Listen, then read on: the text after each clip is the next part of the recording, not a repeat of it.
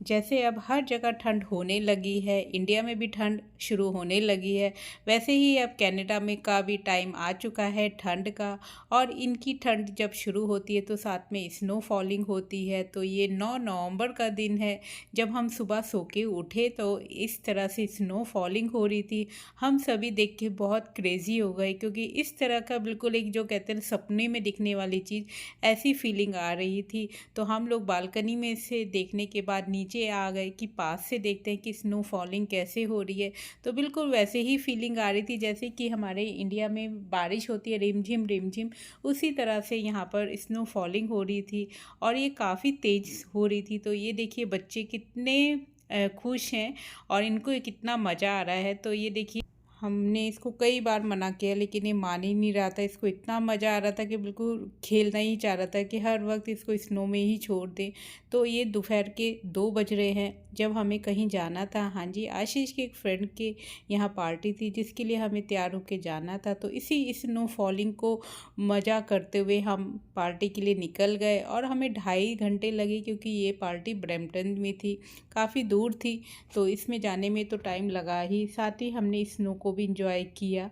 और snow falling जब हो रही थी तो एक साथ गेम खेलना, एक दूसरे पे स्नो फेंकना और बातें करते हुए और इसका मज़ा लेते हुए हम लोग बहुत अच्छे से वहाँ तक पहुँचे। लेकिन ये था कि ठंड भी साथ ही साथ बहुत थी। तो हमने पहले से ही अपने चारों मेंबर के लिए यहाँ के टेम्परेचर के हिसाब से वूलन जैकेट ले रखी थी, जिसको हमने इसी दिन पहनना शुरू किया। हाँ जी, जब स्नो फॉलिंग होती है तो ठंड काफ़ी बढ़ जाती है, तो माइनस में चला जाता है टेम्परेचर। तो इसके लिए हैवी जैकेट ही काम आती हैं, जो कि आपकी इंडिया की यहाँ पर जैकेट विंटर वाली काम बिल्कुल नहीं आएंगी। यहाँ के वेदर के हिसाब से आपको डेफिनेटली यहीं से लेनी पड़ेगी, तो जिसको हमने पहले से लेके रखा था। तो इस तरीके से हमने पूरा दिन इसमें इंजॉय किया। और उसके अगले दिन का मैं आपको यहाँ दिखा रही हूँ कि मैं यहाँ डोसा बनाने जा रही हूँ, जिसके लिए मैंने 1 कप यहाँ पर उड़द दाल ली है, साथ में 1 चम्मच मेथी दाना लिया है और आधा कप पोहा लिया है। पोहा कोई भी मोटा पतला कैसा भी हो आप ले सकते हैं। चाहें तो आप इन सारी चीज़ों को एक साथ धोकर सोक कर दीजिए और चाहें तो आप पोहे को अलग सोक कर सकते हैं। तो इनको 2 से 3 बार अच्छे से हम धो लेंगे। अब देखिए 3 से 4 बार धोने के बाद अब इसको हम 5 से 6 घंटे के लिए सोक करने के लिए रख देंगे, जिससे दाल बहुत अच्छे से यहाँ पर सोक हो जाएगी। पोहे को टाइम नहीं लगता, लेकिन फिर भी मैंने दाल के साथ ही रख दिया, जिससे एक ही बार में सारा काम निपट जाएगा। अब देखिए 7 से 8 घंटे हो गए हैं, मैंने पूरा पानी निथार दिया है और आपको मैं दिखा रही हूँ कि दाल और पोहा देखिए कितने अच्छे से सोख हो गए हैं और साथ में मेथी दाना भी बहुत अच्छे से सोख हो गया था। तो अब इन सारी चीज़ों को हमें ग्राइंड करना, बिल्कुल एक फ़ाइन पेस्ट हम बनाएंगे और उतना ही पानी ऐड करेंगे जिससे हमारी ये सारी चीज़ें बहुत अच्छे से पिस जाए। हाँ जी, बिल्कुल बारीक कर देना है। तो इसमें पानी थोड़ा थोड़ा करके डालिएगा, जिससे बहुत ज़्यादा पानी ना हो जाए। तो इस बात का ध्यान रखते हुए हम सारे को यहाँ पर पीस लेंगे। तो इतनी जितना मैंने सोख करके रखा था उसको पीसने में मुझे 2 राउंड लगे। 2 राउंड में सारी चीज़ यहाँ पर दालें पीस गई थी। तो देखिए सेकंड राउंड की है, पूरी दाल पीस चुकी है और इसमें मैंने थोड़ा सा पानी मिक्सी का जो जार है धोकर डाल दिया है।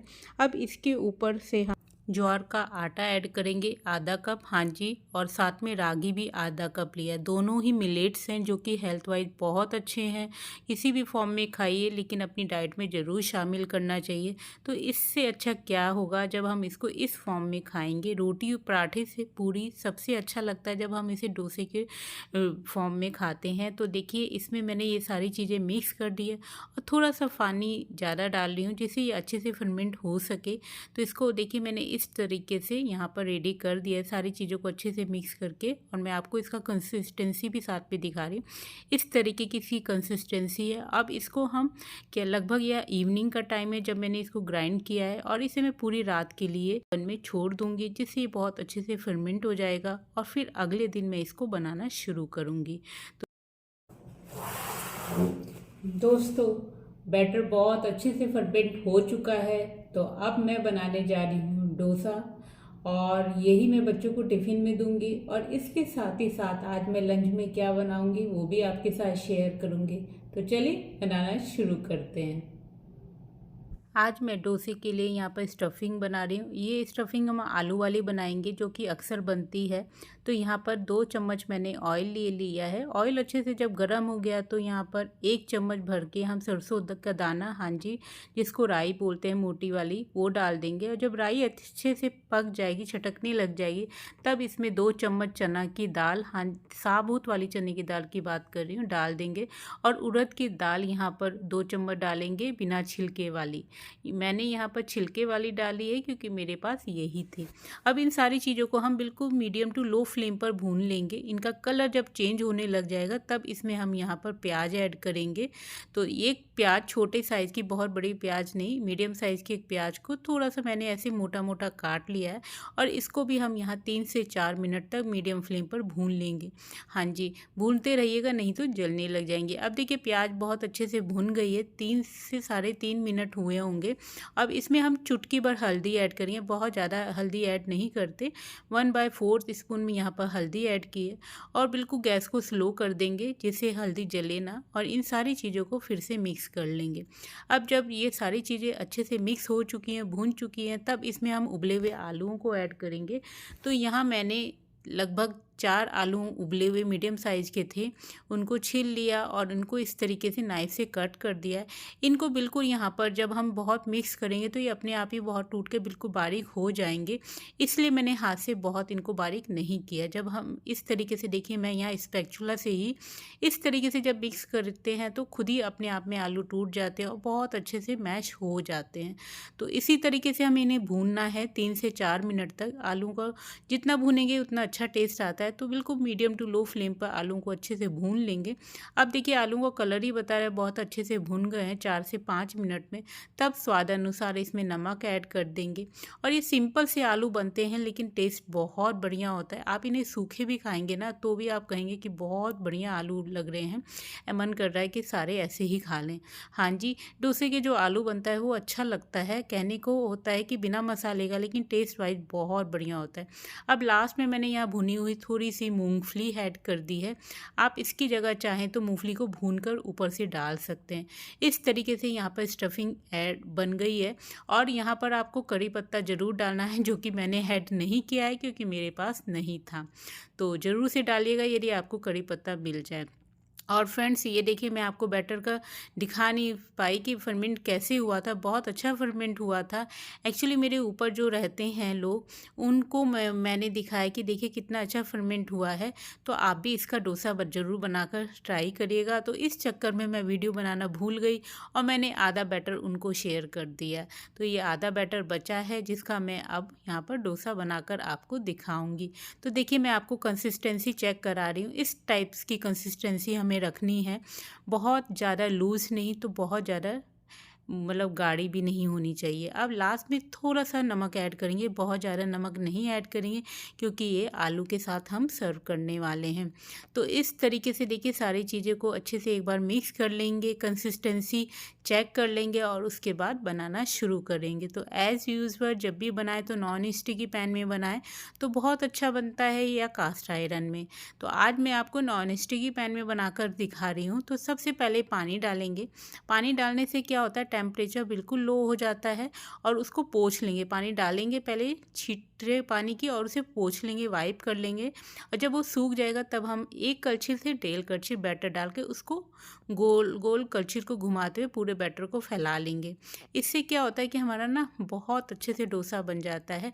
डोसा बनाने में यदि आपको दिक्कत आती है तो सब मेन प्रॉब्लम होती है कि आप ये समझिएगा कि डोसा जब हम डालते हैं तो टेम्परेचर कैसा होना चाहिए, और जब डाल लेते हैं तो उसके बाद टेम्परेचर कैसा होना चाहिए। यदि हम इस चीज़ को अच्छे से समझ लेंगे तो हमारा डोसा कभी भी नहीं टूटेगा और नहीं ये रीज़न आएगा कि हमसे बन नहीं पा रहा, बिल्कुल परफेक्ट बन जाएगा। जब आप डोसा डालें तो टेम्परेचर बिल्कुल लो होना चाहिए। और पानी की छींटें हम इसीलिए डालते हैं कि टेम्परेचर को इसको कम करने के लिए। और पानी की छींटें डालने के बाद जब हम वाइप कर लेते हैं तुरंत हमें बैटर डालना चाहिए जिससे टेम्परेचर हाई ना हो। और उसके बाद हमें टेम्परेचर को थोड़ा सा बढ़ा देना है। और जितना क्रिस्पी आपको इसको बनाना है उतने स्लो फ्लेम पे आप इसको बनाएंगे तो क्रिस्पी होगा, और जितने हाई फ्लेम पे करेंगे उतना जल्दी तो बन जाएगा लेकिन उतना अच्छे से क्रिस्पी नहीं होगा जितना आप इसे मीडियम टू लो फ्लेम पर करके बना सकते हैं। तो टोटली आप पे डिपेंड करता है कि आपको कैसा डोसा खाना है। तो देखिए मैंने एक राउंड का बना दिया है और इसी तरीके से मैं 4 डोसे शुरू में बनाऊंगी क्योंकि मुझे बच्चों का टिफ़िन पैक करना है।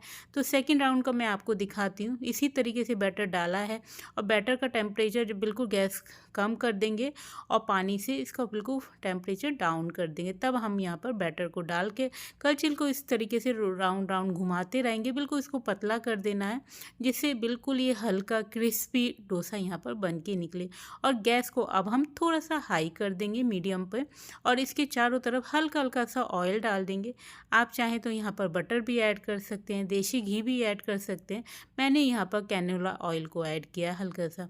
और जब ये बिल्कुल सूख जाएगा ऊपर का हिस्सा, तब इसमें हम आलू की जो स्टफिंग हमने तैयार की थी वो यहाँ पर ऐड कर देंगे।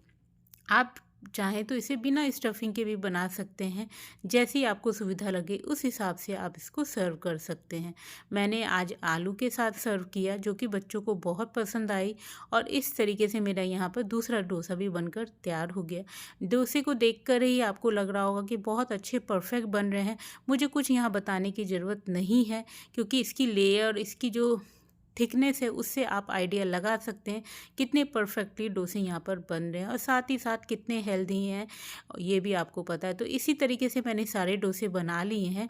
ये तीसरा डोसा है और बच्चों को मैंने 2-2 डोसे बीच में से कट करके इस तरीके से टिफ़िन में सर्व करने के लिए रखे थे। तो ये देखिए ये हमारा सारे डोसे यहाँ बन गए हैं। आइए अब टिफ़िन भी पैक कर लेते हैं। तो इस तरीके से दोनों बच्चों के लिए मैं अलग अलग टिफ़िन में 2-2 डोसे को रख दिया जिसको इन्होंने काफ़ी इंजॉय किया था और उनको काफ़ी पसंद आया था। इवन यहाँ के बच्चे जो कि ब्रेड वाले आइटम ज़्यादा लेके आते हैं उनको भी ये चीज़ें याद हो गई हैं। दे वर आस्किंग कि सांभर कहाँ है, मतलब उनको भी डोसे के साथ सांभर चाहिए। इतने वो जानने लगे हैं, समझने लगे हैं मेरे बच्चों का डेली का टिफ़िन देख देख के। तो उनको ये खाना बहुत टेस्टी लग रहा है। तो हम इंडियन तो इंजॉय करते ही हैं, बाहर के लोगों को भी ये चीज़ें बहुत पसंद आती है। तो इस तरीके से बच्चों को डोसा और थोड़े से फ्रूट्स रख के मैंने उनका लंच पैक किया और ये पूरा टिफ़िन ख़त्म होके आया। मुझे इस बात की खुशी है कि बच्चों ने कुछ हेल्दी खाया। तो थोड़े से ऑरेंज और एप्पल भी साथ में दे दिए थे। तो इस तरीके से ये तो बच्चों का था ब्रेकफास्ट बोलिए, लंच बोलिए, क्योंकि बच्चे ब्रेकफास्ट में बनाना शेक पी के जाते हैं और ये जाकर वहाँ पर लंच में खाएंगे डोसे और ये उनका फ्रूट ब्रेक टाइम में फ्रूट्स खाएंगे। तो आप देखिए ये टाइम है यहाँ पर लगभग 9-10 हो रहा है जब आशीष मीशी को छोड़ने जा रहे हैं और अद्वैत पहले ही जा चुका है क्योंकि उसकी वॉलीबॉल की क्लास है। अब आशीष आ चुके हैं तो हम दोनों ने भी इस तरीके से डोसे और चाय के साथ अपना ब्रेकफास्ट एंजॉय किया। बहुत ही हेल्दी था, बहुत ही टेस्टी था, मैं तो बोलूँ मज़ा ही आ गया खा के। तो इस तरीके से हमने अपना ब्रेकफास्ट डन किया। उसके बाद पूरे किचन को मैंने अच्छे से फिर से क्लीन किया, जैसे कि आप सभी एक्सपीरियंस करते होंगे कि किचन में कभी भी काम करो, थोड़ा सा काम करते हैं लेकिन किचन पूरी फैल जाती है और उसके बाद पूरे किचन को संभवा के फिर ही काम करने में मज़ा आता है। नहीं तो मेरा तो दिमाग काम नहीं करता। आप बताइएगा, आपकी किचन फैली होती है तो आपको समझ में आता है कि काम करना कि नहीं। आप देखिए मैं यहाँ पर लंच की तैयारी कर रही हूँ। तो आज मैं बना रही हूँ 3 तरह की दालों को मिक्स करके जो कि बहुत टेस्टी लगती है, जिसमें कचने की दाल है, अरहर की दाल है और मसूर की दाल है। मैं अक्सर डेली लंच में दाल बनाना पसंद करती हूँ और बच्चे भी बहुत मन से खाते हैं और दाल अपने आप में ही काफ़ी हेल्दी होती है। तो इसलिए मैं इसे बनाना कभी भी छोड़ती नहीं हूँ, अक्सर मैं इसे बना ही लेती हूँ। देखिए दाल को उबाल कर उसमें जो भी झाग ऊपर से आया था सारा हटा दिया है और उसके बाद इसमें हल्दी नमक डाल के एक सिंपल से हम इसको बॉईल कर लेंगे 4 से 5 विशल तक मीडियम फ्लेम पर। इतने दाल पक रही थी, मैंने यहाँ पर सब्जी की भी तैयारी कर ली थी। हाँ जी, आज मैं बनाने जा रही हूँ पत्ता गोभी। बिल्कुल सूखी सब्जी बनाएंगे, बहुत टेस्टी लगती है दाल चावल के साथ। और आप देखिए दाल हमारी यहाँ पर पक चुकी है। तो आइए इसका छौंका बना लेते हैं। तो ये जीरा डाल दिया है आधा चम्मच ऑयल में, और ऑयल बोलूँ तो देसी घी में अच्छे से। और जब जीरा अच्छे से भून गया है तब यहाँ पर मैंने लाल मिर्च ऐड कर दी है, साथ में बारीक कटी हुई अदरक और लहसुन ऐड कर दी है। और इनको हम थोड़ा सा यहाँ पर भून लेंगे। जब ये 3 से 4 मिनट तक भून जाएंगे तब इसमें एक छोटी सी मीडियम साइज़ की प्याज काट के मिला देंगे। और प्याज बहुत ज़्यादा नहीं डालेंगे, नहीं तो हमारी दाल मीठी मीठी लगने लग जाएगी, इस बात का ध्यान दीजिएगा। अब इनको 4 से 5 मिनट तक हमें अच्छे से भून लेना है। आप देखिए कलर से ही आपको अंतर लगने लगा है कि प्याज और लहसुन बहुत अच्छे से भून चुके हैं। तब इसमें मैंने 2 मीडियम साइज़ के टमाटर को काट के मिला दिया है छोटे पीसेस में। और टमाटर को हमें बिल्कुल गला लेना है। हाँ जी, टमाटर बिल्कुल गल जाएगा तब इसमें हम दाल को अपनी ऐड कर देंगे।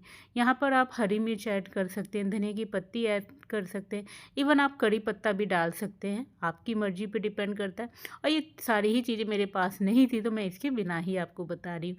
आप देखिए दाल कैसी खानी आप पसंद करते हैं ये भी आप पे डिपेंड करता है, आपको कैसी कंसिस्टेंसी पसंद है, तो उस हिसाब से आप इसमें पानी को कम और ज़्यादा ऐड कर सकते हैं। आइए दाल तो बन गई है, अब सब्जी भी बना लेते हैं। तो सब्जी में भी मैंने जीरा ऐड कर दिया है, साथ में थोड़ी सी लाल खड़ी मिर्च ऐड कर दी, बहुत मिर्च नहीं डाली है। और यहाँ पर मैंने एक बड़े साइज़ की प्याज को मोटा मोटा काटा है रफली, जिससे जब को क्रंचीनेस आती है पत्ता गोभी के साथ तो अच्छी लगती है, इसलिए इसको बहुत बारीक नहीं काटेंगे। और इसे 3 से 4 मिनट तो बिल्कुल मीडियम फ्लेम पर भून लेंगे। और इसके साथ ही एक मीडियम साइज़ का आलू भी मैंने यहाँ पर छिलके काट के डाल दिया है। बच्चों को आलू खाना पसंद है, इसलिए मैंने पत्ता गोभी के साथ आलू ऐड किया है, अदरवाइज़ मैं जल्दी आलू चीज़ों में ऐड नहीं करती हूँ। अब इसको आलू को थोड़ा सा हम भून लेंगे 2 से 3 मिनट तक।